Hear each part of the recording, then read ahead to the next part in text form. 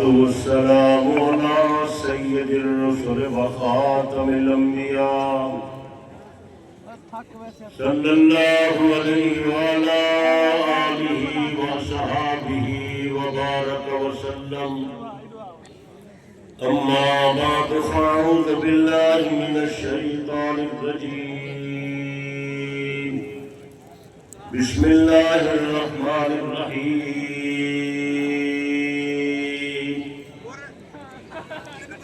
محمد رسول الله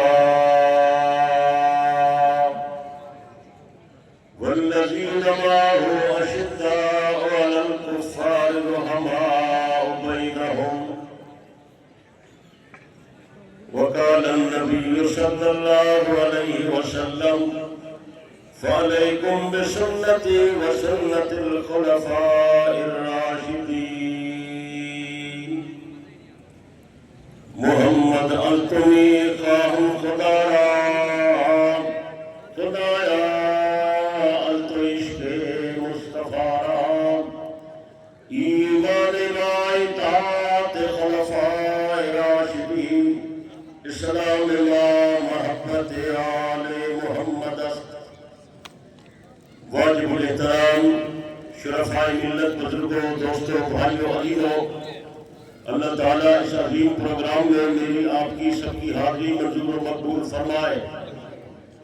آج جامعہ اسلامیہ باب العلوم پکا کا سالانہ دستار بندی کا پروگرام ہے. جامعہ اسلامیہ باب العلوم پنجاب کا ایک نامور دینی ادارہ ہے. اس کی بنیاد رکھنے والے، چلانے والے، انتظام فرمانے والے، پڑھنے پڑھانے والے، تعاون کرنے والے، اللہ تعالیٰ سب کو جزائے خیر عطا فرمائے. لیکن اس ادارے کی جو تنظیم نو اور ترقی ہے، اس کا صحرا مخدوم العلماء شیخ المشائخ حضرت مولانا عبد المجید صاحب دہلوی رحمت اللہ تعالیٰ علیہ کے سر ہے. یہ ان کی انتھک محنتوں کا، اخلاص اور تقوی کا اور ان کی دعاؤں کا ثمرہ ہے. الحمدللہ اس ادارے سے سینکڑوں نہیں ہزاروں لوگ فارغ ہو کر ملک میں اور باہر دین کی خدمت سر انجام دے رہے ہیں. اللہ تعالیٰ حضرت دہلوی کی قبر پر رحمت کی بارش نازل فرمائے. آپ آمین نہیں کہتے؟ سارے آمین کہیں. آمین دعا ہے، کوئی آمین کہے. اللہ تعالیٰ اس کی محنت کرنے والے اور چلانے والے، اہتمام فرمانے والے، اللہ سب کو اجر عظیم عطا فرمائے. ہمارے مخدوم محترم استاد العلماء حضرت مولانا منیر احمد صاحب منور دامت برکاتہ العالیہ اور حضرت مولانا حبیب الرحمان صاحب دامت برکاتہ العالیہ کے حکم سے حاضری ہوئی. میں نے چند باتیں مختصر عرض کرنی ہے، لیکن آپ کی پوری توجہ کی ضرورت ہے. میرے بھائیوں، دوستوں اور بزرگوں، مدارس عربیہ کا بہت بڑا کردار ہے اور ان مدارس کے اندر ہمارے مسلک کے جتنے مدارس ہیں، یہ تمام مدارس دارالعلوم دیوبند کی شاخیں ہیں. آپ توجہ میری طرف رکھیں. دنیا کے اندر دو اداروں نے تعلیمی اعتبار سے بڑا نام کمایا. دو اداروں نے، ایک دارالعلوم دیوبند اور ایک جامعۃ الازہر مصر. جامعہ ازہر مصر کا بھی بڑا نام ہے اور دارالعلوم دیوبند کا بھی بڑا نام ہے. لیکن میرے دوستوں، ایک بات عرض کرنا چاہتا ہوں. آج پوری دنیا میں جامعہ ازہر مصر کی کوئی شاخ نہیں ہے، لیکن دنیا میں دارالعلوم دیوبند کی ہزاروں نہیں لاکھوں شاخیں ہیں. الحمدللہ.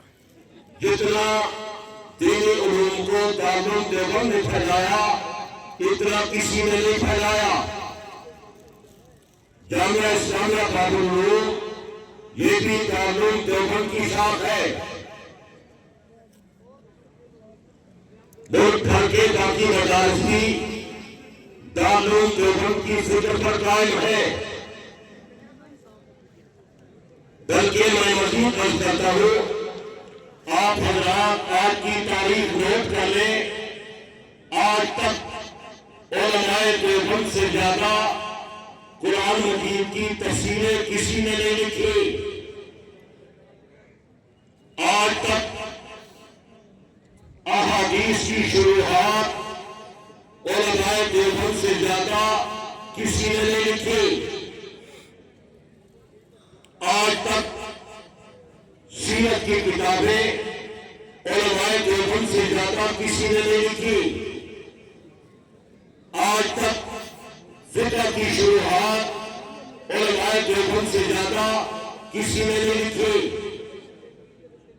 اسی طرح دین کے حقوقوں کے لیے ہر نظریے پر کام کرنے والے وہ بھی علماء دیوبند ہیں. ختم نبوت کا مسئلہ، عظمت صحابہ کا مسئلہ، دینی سیاست کا مسئلہ، ہر میدان میں ہمارے اکابر آگے تھے اور الحمدللہ آج بھی آگے ہیں. اس وقت بھی ہمارے ملک میں علماء دیوبند کے مدارس سے زیادہ کسی کے مدارس نہیں ہے.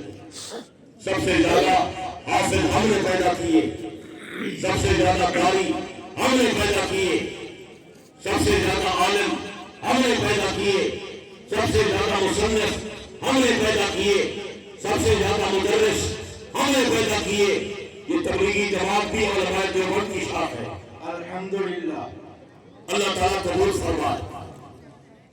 دوسری بات، میرے بھائیوں کو سمجھو، ہمارے دور میں دین کی محنت ہر اعتبار سے ہو رہی ہے. اعمال کے اعتبار سے بھی، اخلاق کے اعتبار سے بھی، معاملات کے اعتبار سے بھی الحمدللہ بڑی اچھی بات ہے، ہونی چاہیے. لیکن ایک بات بڑی فکر انگیز ہے، اور وہ یہ ہے کہ ہمارے دور میں عقائد اور نظریات کی محنت کمزور ہو گئی ہے. آپ حضرات اس کی طرف توجہ کریں. فضائل کی تعلیم ہے، اعمال کا ذکر زیادہ ہے، لیکن عقائد کی تعلیم بالکل نہیں ہے. سکولوں کالجوں میں تو بالکل نہیں ہے، اور جو مدارس میں ہے وہ بھی ناکافی ہے. مسجد میں عقیدے کی تعلیم نہیں ہے. تبلیغی جماعت والے بھی عقیدے کا مذاکرہ نہیں کرتے، گھروں میں بھی نہیں ہے. اور ہماری جو خواتین ہیں ان کو عقائد و نظریات کا بالکل علم نہیں ہے. میری گزارش یہ ہے، آپ حضرات عقائد کی فکر زیادہ کریں. اعمال کی قبولیت کا دارمدار عقائد پر ہے، آخرت کی نجات کا دارمدار عقائد پر ہے. اگر عقیدہ صحیح ہوگا چھوٹی نیکی بھی قبول ہوگی. اگر عقیدہ صحیح ہوگا اللہ کی رحمت سے بیڑا پار ہو جائے گا. اور خدا نخواستہ اگر عقیدہ صحیح نہیں ہے، نہ عمل قبول ہوگا اور نہ ہی آخرت کی نجات ہوگی. مومن مسلمان عملی اعتبار سے کمزور ہو سکتا ہے، لیکن عقیدے میں کمزور نہیں ہوتا. آپ حضرات عقائد کے بارے میں فکر مند ہو، اور جو نظریاتی علماء ہے ان کے قریب بیٹھے، ان سے تعلق حاصل کرے، اور ان کے بعد جا کر پوچھے توحید کیا ہے، ختم نبوت کیا ہے، رسالت کیا ہے، آخرت کیا ہے، جنت کیا ہے، جہنم کیا ہے، حضرت عیسیٰ علیہ السلام کے بارے میں ہمارا عقیدہ کیا ہے، نبی علیہ السلام کی شان کیا ہے، صحابہ کرام کون ہے، اہل بیت کے نام کون ہے. میرے دوست بزرگوں، جب تک ان عقائد کا پتہ نہیں چلے گا اس وقت تک کوئی کام کی کوئی عمل کام نہیں آئے گا.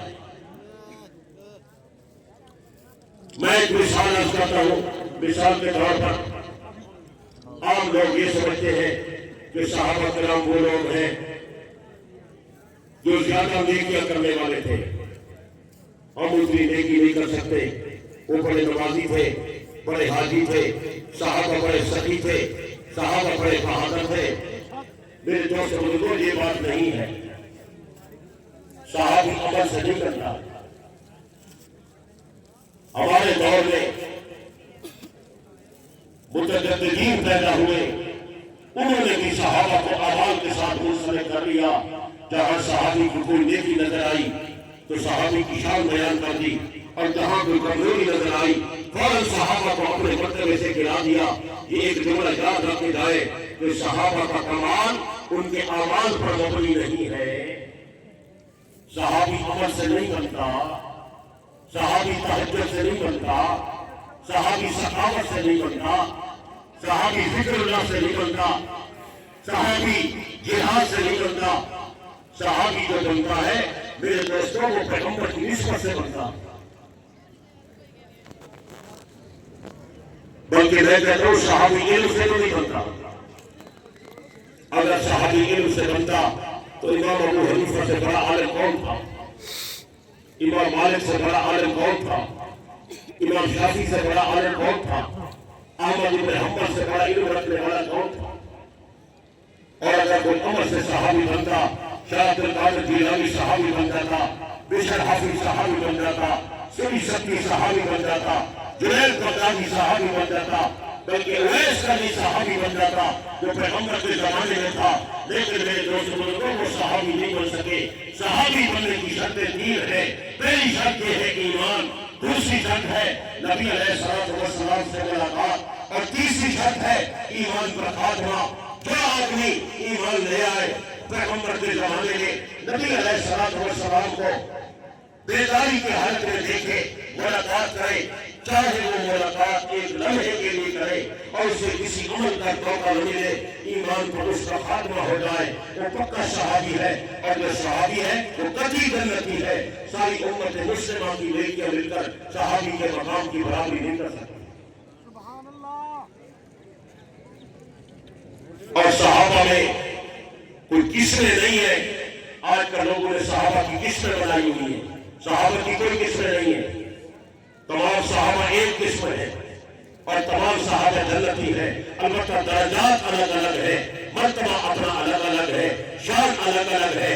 کوئی پہلے آیا، کوئی درمیان میں آیا، کوئی بعد میں آیا. جیسے صدیق اکبر رضی اللہ عنہ سب سے پہلے آئے تو وہ تمام صحابہ سے مرتبہ لے گئے. ان کا مقام تمام صحابہ سے اونچا ہے، ہم ان کی افضلیت کے قائل ہیں. میرے دوست بزرگوں یہ نظریاتی چیزیں ہیں. آپ حضرات سمجھ لیں کس طرح نبی علیہ السلام کا درجہ تمام صحابہ سے، تمام پیغمبروں سے اونچا ہے، اسی طرح ابو بکر صدیق کا درجہ تمام صحابہ سے اونچا ہے. بے شک ہمارے دور میں آج کل ایک فتنہ اٹھا ہوا ہے کیا وہ کہتے ہیں ابو بکر صدیق تمام صحابہ سے افضل نہیں تھے.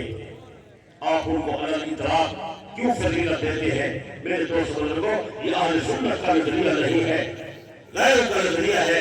اہل سنت کا موقف یہ ہے نبی کا درجہ تمام نبیوں سے اونچا، ابو بکر صدیق کا درجہ تمام صحابہ سے اونچا. حضرت علی رضی اللہ عنہ سے کسی نے پوچھا پیغمبر کے بعد امت میں بہترین آدمی کون ہے؟ سید مرتضیٰ نے اپنی کتاب شافعی میں اس کو نقل کیا. حضرت علی رضی اللہ عنہ نے منبر پر اعلان کیا میرا حاضر امت کا نبی ہے ابو بکر ثم عمر. نبی کے بعد بہترین جوان ابو بکر ہے، ابو بکر کے بعد بہترین آدمی عمر ہے. مشہور واقعہ ہے پیغمبر کے دربار میں ایک عورت مسئلہ پوچھنے آئی تھی. آپ نے اسے فرمایا کل آنا. اس سے عرض کی یا رسول اللہ اگر میں کل آؤں اور آپ کو نہ پاؤں تو پھر میں کہاں جاؤں؟ مجھے مسئلہ کون بتائے گا؟ جناب امام الانبیاء صلی اللہ علیہ وسلم نے فرمایا فَإِن تَجِدْنِي فَأْتِ أَبَا بَكْرٍ. اگر تو آئے اور مجھے نہ پائے ابو بکر کے پاس آنا، ابو بکر سے مشورہ دریافت کرنا. ابو بکر کا فیصلہ محمد کا فیصلہ ہے. بے شک محدثین نے اس حدیث سے بڑے بڑے مسائل نقل کیے. ایک تو یہ فیصلہ نقل کیا کہ صدیق اکبر پیغمبر کے بعد سب سے بڑے عالم ہیں. ایک نتیجہ یہ نقل کیا کہ ابو بکر صدیق تمام صحابہ سے افضل ہے. ایک نتیجہ یہ نقل کیا کہ پیغمبر کے بعد صدیق کا طریقہ ایسے سنت ہے جیسے پیغمبر کا طریقہ سنت ہے. ایک طریقہ یہ نقل کیا کہ نبی علیہ السلام کے بعد امت کا سب سے بڑا مجتہد ابو بکر صدیق ہے. اور ایک مسئلہ اور بھی عرض کیا، وہ یہ عرض کیا کہ تقلید شخصی بھی ضروری ہے. آپ نے اس عورت کو یہ نہیں فرمایا کہ تو آئے اور مجھے نہ پائے، کوئی عالم ملے تو اس سے مسئلہ پوچھ لینا، بلکہ آپ نے فرمایا ابو بکر کے پاس آنا، مسئلہ ابو بکر سے پوچھنا، ابو بکر جو بات بتائے اس پر اعتماد کرنا. ابو بکر کا فیصلہ ایسے ہے جیسے میں محمد کا فیصلہ. تو میرے بھائی دوست بزرگوں، وقت نہیں ہوتا کہ بندہ تفصیل سے بات کرے، لیکن ان چیزوں کو سمجھنے کی کوشش کریں، آپ کو علماء سے تعلق قائم کریں. نبی علیہ السلام فرما گئے وہی عشق منکم بعدی فسیرا اختلافا کثیرا، تم میں سے جو آدمی میرے بعد دنیا میں رہے گا بہت زیادہ اختلافات دیکھے گا، نئی نئی چیزیں آ جائیں گی، نئے نئے مسئلے آ جائیں گے. خیال کرنا میں ان کے طریقوں پر نہیں چلنا. فعلیکم بسنتی وسنت الخلفاء الراشدین المہدیین، میرے طریقے کو لازم پکڑنا اور میرے خلفاء کے طریقے کو لازم پکڑنا. میرا طریقہ بھی سنت ہے، میرے خلفاء راشدین کا طریقہ بھی سنت ہے. یہ قرآن مجید میں جمع ہوا، یہ صدیق اکبر کا کارنامہ ہے. اگر ابو بکر کا طریقہ سنت نہیں پھر قرآن پر اعتماد کیسے آئے گا؟ 20 تراویح کا فیصلہ حضرت عمر نے صحابہ کی سب اجماع سے کیا. اگر عمر کا طریقہ سنت نہیں تو یہ کیسے سنت ہے؟ 3 طلاق ہے. حضرت عمر نے صحابہ کی موجودگی میں فیصلہ فرمایا، اگر ان کا فیصلہ حجت نہیں تو پھر یہ کیسے حجت ہے؟ جمعہ کی دوسری اذان حضرت عثمان نے شروع کرائی، اگر ان کا طریقہ سنت نہیں تو پھر یہ کیسے سنت ہے؟ بھینس کی قربانی کا مسئلہ سب سے پہلے حضرت علی نے بیان کیا، بہت کم لوگوں کو علم ہے اس کا. بھینس کی قربانی حضرت علی سے پوچھا، آپ نے فرمایا کہ گائے اور بھینس ایک چیز ہے، اس طرح گائے کی قربانی جائز ہے، بھینس کی قربانی بھی جائز ہے. پہلی بھینس کی قربانی کی روایت حضرت علی رضی اللہ عنہ سے پڑھی ہے. حضرت علی کی اصل تابعدار ہم اہل سنت والجماعت سنی ہے. بات میری سمجھ آ رہی ہے؟ اور یہ جو عید نماز پڑھتے ہیں، پیغمبر کے زمانے میں عید نماز مسجد میں ہوتی تھی، صدیق اکبر کے زمانے میں عید نماز مسجد میں ہوتی تھی، حضرت عمر کے زمانے میں عید نماز مسجد میں ہوتی تھی.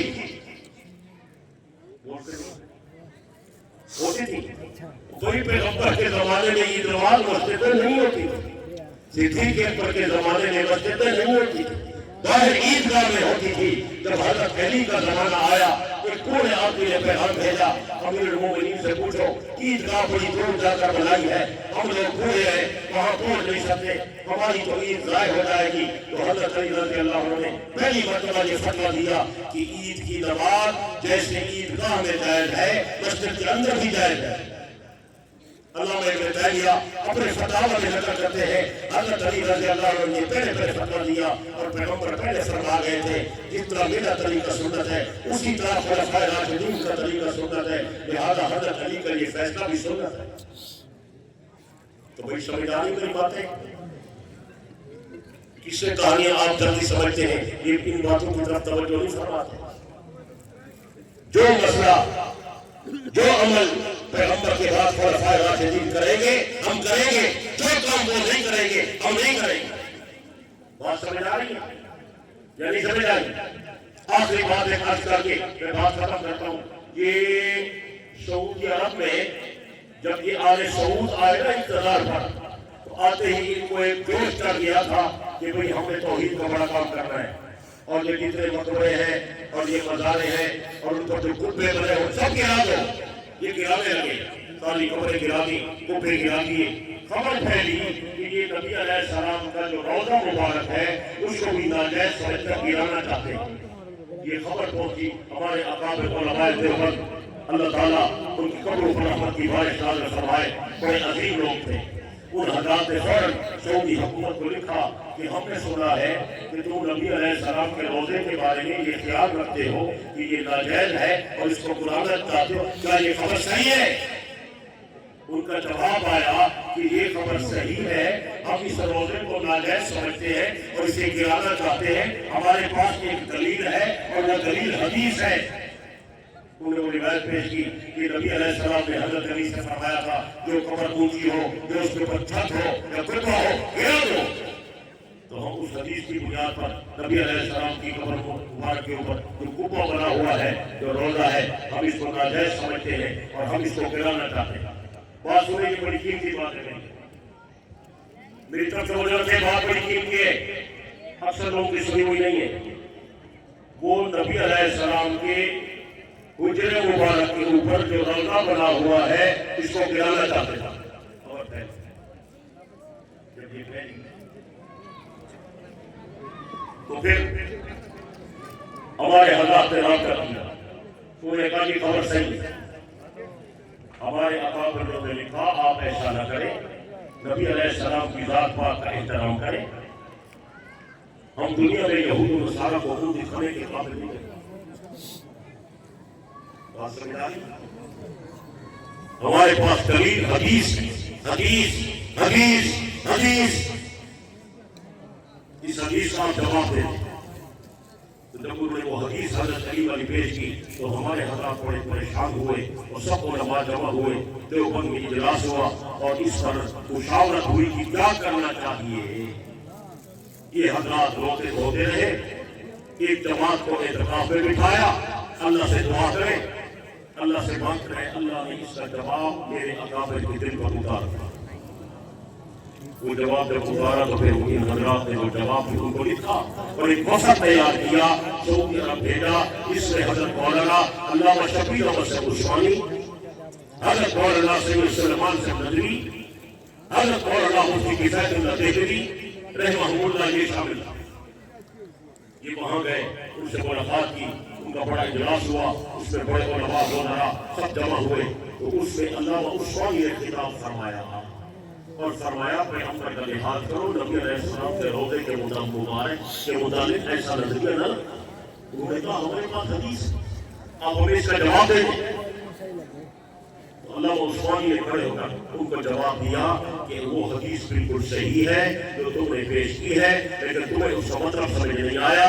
وہ حدیث یہ ہے کہ جب کوئی آدمی فوت ہو جائے، اس کی قبر بنائی جائے، قبر بنانے کے بعد اس کے اوپر چھت نہیں ہونی چاہیے، اس کے اوپر روضہ نہیں ہونا چاہیے، اس کے اوپر گنبد نہیں ہونا چاہیے، یہ بالکل صحیح ہے، لیکن نبی علیہ السلام کا معاملہ اس سے جدا ہے۔